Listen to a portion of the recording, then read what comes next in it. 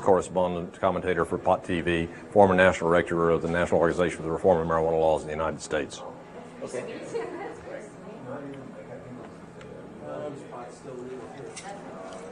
You know what? Just give me 1 sec. I'm going to change teams.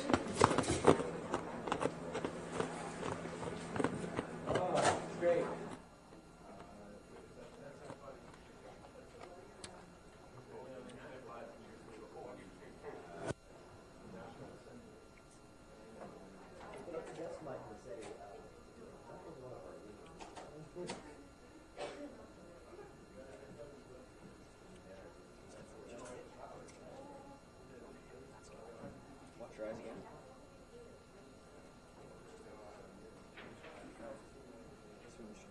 Well, can we get this? Yeah, that's okay. what I'm going to do. Okay. Yeah. All right. Okay. So continue on. What was your reaction to this announcement? Well, I was not entirely surprised, disappointed, of course, because I would prefer that they throw out all the laws.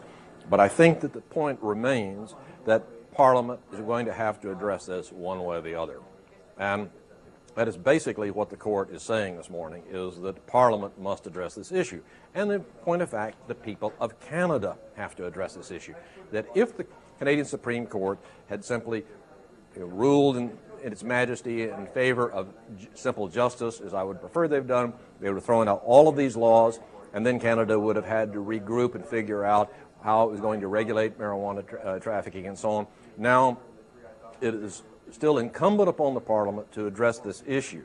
And we can see from the headline in the Globe and Mail 33 years ago, 33 years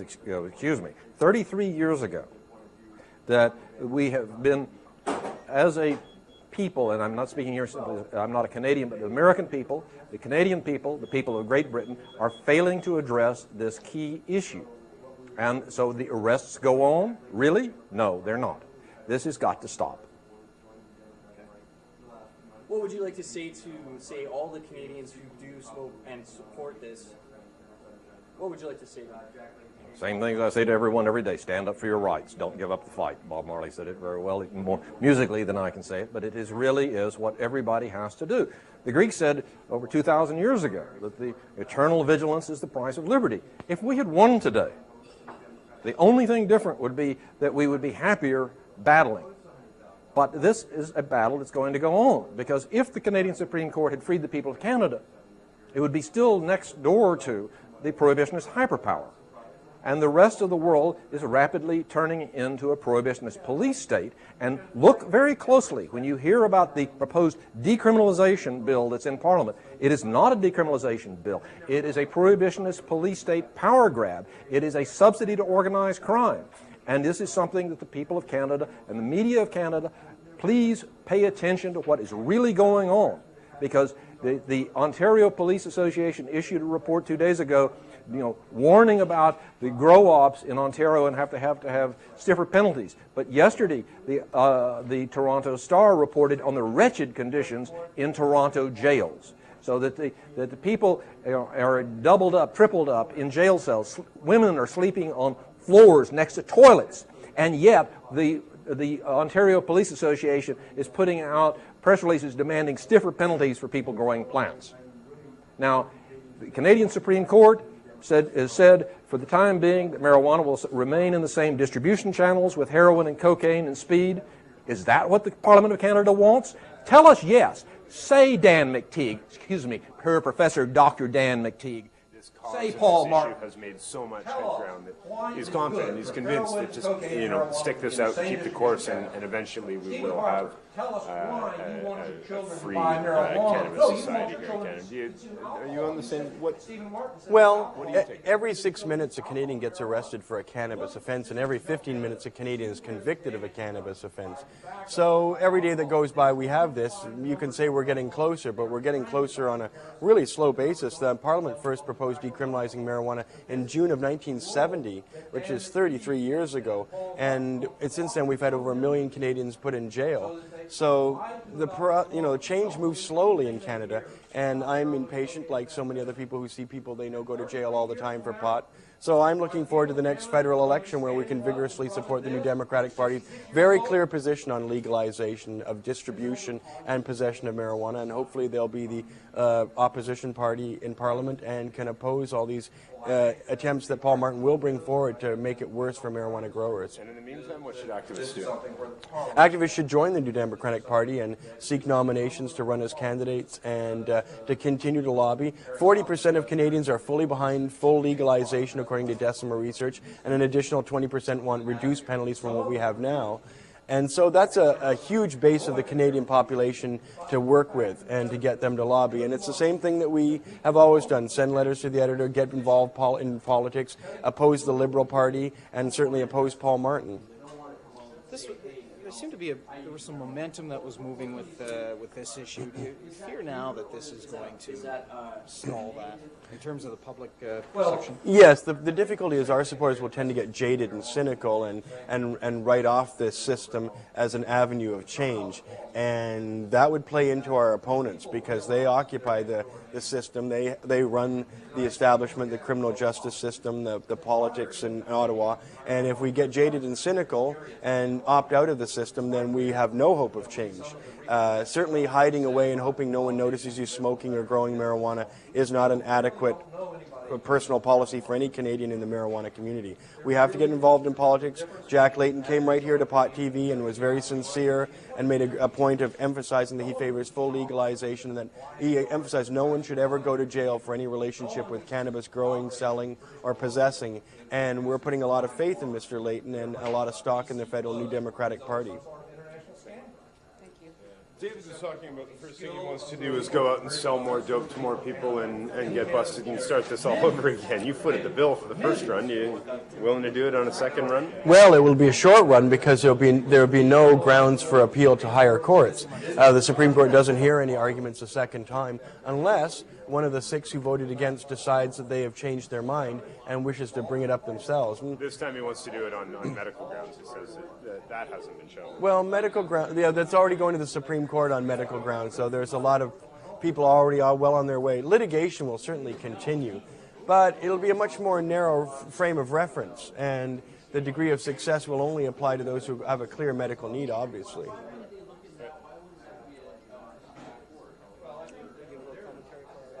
Okay. Hey, it's with disappointment I say that we lost 6-3. And when I was in Ottawa on May 6th, watching the Supreme Court hear our arguments, at the time I felt there were 3 Supreme Court justices in our favor. And that was Louise Arbour, Mr. Bélanger, and the other Quebec judge whose name I have forgotten for the moment. And in fact, those are the 3 that did support us. And then the 6 that seemed cynical and not inclined to our argument are the 6 that voted against us. So I'm not particularly surprised. I'm interested to see how in 400 pages they basically wrote a defense of the government's position that they have the right to criminalize someone. I want to remind you that someone in Canada gets arrested every 6 minutes for a cannabis offense, and every 15 minutes someone is convicted of a cannabis offense. And that will continue in a way that I don't believe it would be possible to criminalize tobacco or alcohol, which are clearly more harmful to Canadian society than marijuana, and yet it would be difficult, I would imagine, to criminalize those under the Charter of Rights. So it's inexplicable that 6 people still think such an injustice is within the realm of the Parliament's constitutional authority. But that's a decision that's here now. We have no more appeals to the Supreme Court, so we have to take our argument into the realm of the political.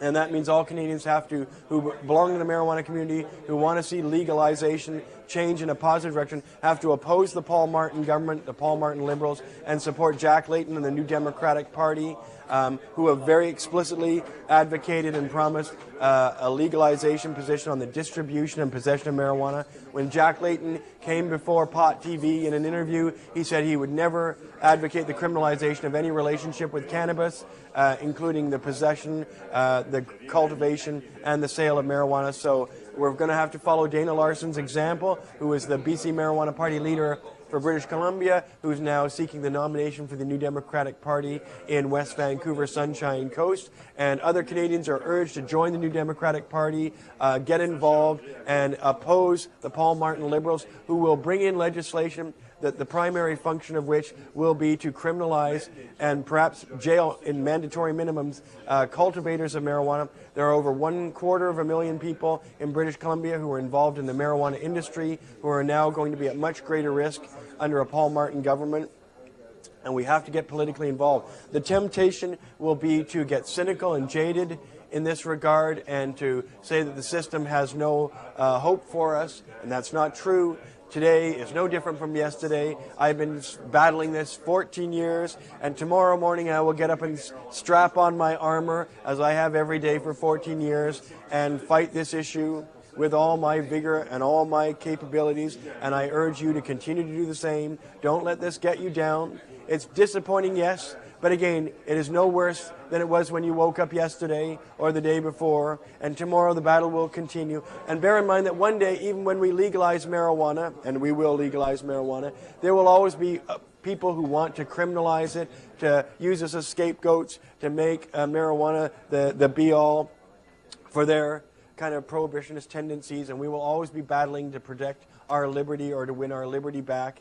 And tomorrow, like I say, is no worse than yesterday. So I urge everyone to continue the fight, get involved with the federal New Democratic Party and Jack Layton, and elect as many members of the New Democratic Party as possible. Their position on legalization is sound, sincere, and it will work. It will solve the social problems associated with the prohibition of marijuana. The fact that organized crime is involved with marijuana distribution will be eliminated with legalization. Paul Martin will only propose measures that will increase the participation of organized crime in marijuana. There'll be more people in jail for marijuana under a Paul Martin government, more people with criminal records, more families broken up by fathers, mothers, children, daughters, sons in jail for marijuana cultivation, for marijuana sales. There are 3 million Canadians, and we're growing every day. More and more people enjoy and understand the therapeutic benefits of marijuana every day. So we will unfortunately have a continually larger stream of Canadians who are involved in the criminal justice system, going to jail, getting criminal records, getting arrested, getting searched, getting strip searched, dying, getting killed by police raids, by gunfire. There'll be more people involved in organized crime and the associated dangers of organized crime. Marijuana will continue to be expensive, priced well beyond the proper market price. In a legal environment, marijuana would be very cheap. Now marijuana is worth the weight in gold. No legal commodity or vegetable has such a value except because of the prohibition. We have to always remind people that the so-called stealing of power, the associations of crime with marijuana, all the negative perceptions that some members of the public have about marijuana industry are related only to prohibition. That if marijuana were legal, there would be no social problems associated with marijuana. No one would go to jail. Prices would be cheap. People would be less dependent and use less alcohol, less tobacco if marijuana were allowed to compete in the open marketplace. We have the truth on our side, so it's important to get out, keep emphasizing that, express your disappointment with the Supreme Court. But we have to admit that there will be no more appeals to the Supreme Court in the years ahead in the degree of recreational use of marijuana. So Mark, it's disappointing. Is it Mark? Yes. Can I talk to you? Sure. We were wondering if we could do a phoner. Yeah, sure. BCTV. Yeah. Okay. Can I talk to you real quick? Yeah. Mark? Yes. Wait, did you speak to Chris? Is he coming? I thought Chris would be here. I'm surprised he isn't. But yeah. Have you got a connection down here to that? Yeah, it's weak. Yeah. Do you want a landline? Sure. Oh, okay. Okay, well, hold on. Yeah, I got Mark here. Do you want to do a phoner with him? Yep.